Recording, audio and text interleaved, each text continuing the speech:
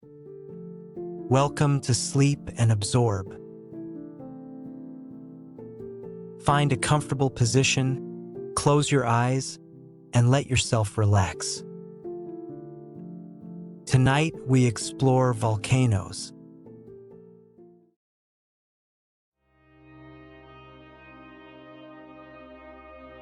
Beneath the ground you are lying on right now, the Earth is on fire. Not metaphorically. At depths of between 30 and 2,900 kilometers beneath the surface, the rock is so hot that it exists in a semi-molten state, a viscous, slow-moving material called the mantle, which flows over geological timescales in convection currents driven by the heat of the planet's interior. And deeper still, at the very center of the Earth, lies a solid inner core of iron and nickel at temperatures of approximately 5,000 degrees Celsius, as hot as the surface of the sun. A volcano is, at its simplest, a place where some of that interior heat finds a path to the surface, where the pressure and temperature of the deep Earth become too great to be contained, and rock that has melted into magma forces its way upward through the crust, eventually erupting at the surface as lava, ash, and gas. Volcanoes have shaped this planet more profoundly than almost any other force. The atmosphere you are breathing right now was largely produced by volcanic outgassing over billions of years. The ocean floors are almost entirely volcanic in origin, produced by eruptions at the mid-ocean ridges that circle the globe like seams on a tennis ball. The continents themselves owe their composition in large part to the volcanic processes that have operated continuously since the planet formed 4.5 billion years ago. Tonight we spend 20 minutes with volcanoes. What they are, how they work, the extraordinary variety of forms they take, and the role they play in the long, slow story of this planet. Let your breathing slow, and let that deep warmth rise up through the ground toward you. The word volcano comes from volcano, a small island off the coast of Sicily, which the ancient Romans believed to be the chimney of the forge of Vulcan, god of fire. The Romans were not wrong about the mechanism, only about its operator. Most volcanoes occur at the boundaries between the tectonic plates that make up the Earth's crust, where two plates are pulling apart, as at the mid-ocean ridges that run down the center of the Atlantic Ocean and through the Pacific. Magma wells up from below to fill the gap, creating new ocean floor in a continuous process that has been operating for hundreds of millions of years. The entire floor of the Atlantic Ocean has been created this way, spreading outward from the mid-Atlantic ridge at roughly the same rate that your fingernails grow, where two plates are colliding and one is being forced beneath the other in a process called subduction. The descending plate carries water-rich ocean sediments down into the hot mantle. The water lowers the melting point of the surrounding rock, generating magma that is more gas-rich and more viscous than the magma produced at spreading centers. This kind of magma produces the most explosive volcanic eruptions on Earth, including the great explosive stratovolcanoes of the Pacific Ring of Fire. And then there are hotspots, places where a plume of unusually hot material rises from deep in the mantle, punching through the crust regardless of where the plate boundaries are. The Hawaiian Islands were formed this way, as the Pacific Plate moved slowly over a stationary hotspot, producing a chain of volcanic islands that gets progressively older toward the northwest and progressively younger toward the southeast, where the big island of Hawaii sits directly over the hotspot today, still actively erupting. Not all volcanic eruptions are the same. The character of an eruption depends primarily on the composition and gas content of the magma, and the differences between eruption types are so dramatic that they almost seem like different phenomena entirely. The fluid basaltic lavas that erupt from the Hawaiian volcanoes and the mid-ocean ridges are relatively low in silica and low in dissolved gas. They flow easily, sometimes at speeds of tens of kilometers per hour on steep slopes. spreading across the landscape in rivers and sheets of glowing red and orange rock. These eruptions are dramatic and visually extraordinary, but they are also, in their way, relatively gentle. They give warning. They move at speeds that allow evacuation. The lava destroys what it covers, but it does not typically kill people who have the opportunity to move away from it. The explosive eruptions of the stratovolcanoes are a different matter entirely.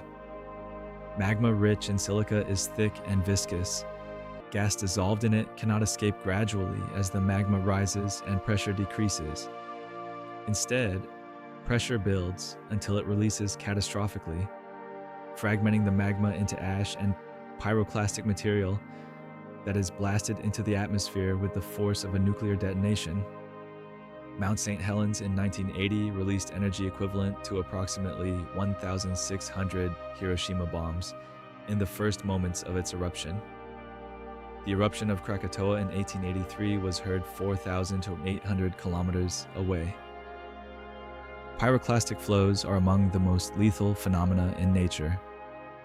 Superheated mixtures of gas, ash, and rock fragments traveling at speeds of up to 700 kilometers per hour at temperatures of up to 1,000 degrees Celsius, flowing down the flanks of a volcano and across the surrounding landscape with no warning and no possibility of outrunning them. The city of Pompeii was not buried by lava. It was killed and then buried by a pyroclastic surge from Vesuvius in 79 AD. The occupants of the city killed in seconds by a wave of superheated gas before the ash settled over everything and preserved them for 2,000 years. It would be easy, from what has just been described, to think of volcanoes as purely destructive forces, and in the short term, for the ecosystems and the people in their immediate vicinity, they often are.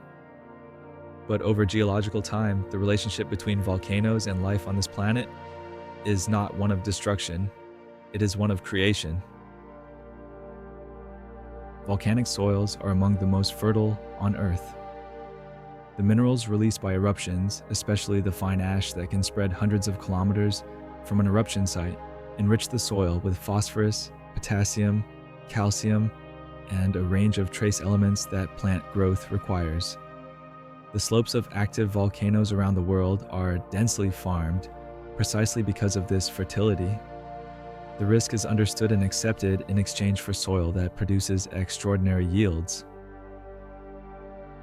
After the eruption of Mount St. Helens in 1980, which devastated an area of several hundred square kilometers of forest, scientists were able to study the recovery of the ecosystem in real time. What they found was that recovery was faster and more complex than expected. Life returned not as a simple progression from bare rock to pioneer plants to forest, but as a mosaic of different recovery pathways, with different species arriving and establishing themselves in different sequences in different microclimates, building toward a complexity that had not been predicted. The volcano had not merely destroyed, it had reset. And in the reset, something new was building. And on a planetary scale, volcanic activity has been essential to maintaining the conditions for life over billions of years. The carbon cycle, which regulates the concentration of carbon dioxide in the atmosphere and thereby the temperature of the planet, depends on volcanoes to return carbon to the atmosphere that has been removed by weathering and biological processes. Without volcanic outgassing, the carbon cycle would wind down over geological time, carbon dioxide would be removed from the atmosphere, and the planet would freeze. The Earth is not finished.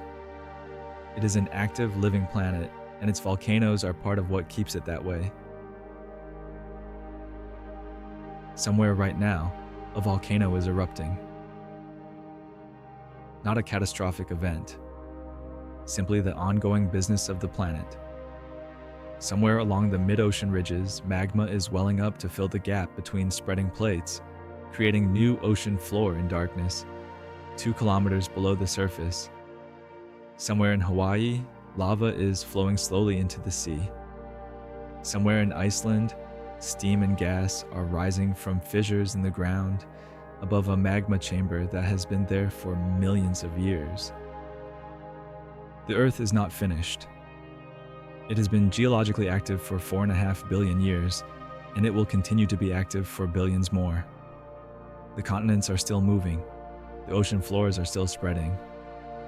The mantle is still convecting slowly and powerfully, driven by heat that has been accumulating since before the planet had an atmosphere, before it had an ocean, before the first living thing arose in the chemistry of the early Earth. There is something grounding in that thought, that beneath the thin, busy, inhabited surface of the world, something immense and ancient and indifferent to human timescales is going on. That the ground is not simply ground, but the uppermost layer of a dynamic planetary system 4.5 billion years in the making. Let your breathing slow now. You are safe. You are resting. And deep beneath you, the Earth is doing what it has always done. Slowly, powerfully, patiently, as it always has. Good night.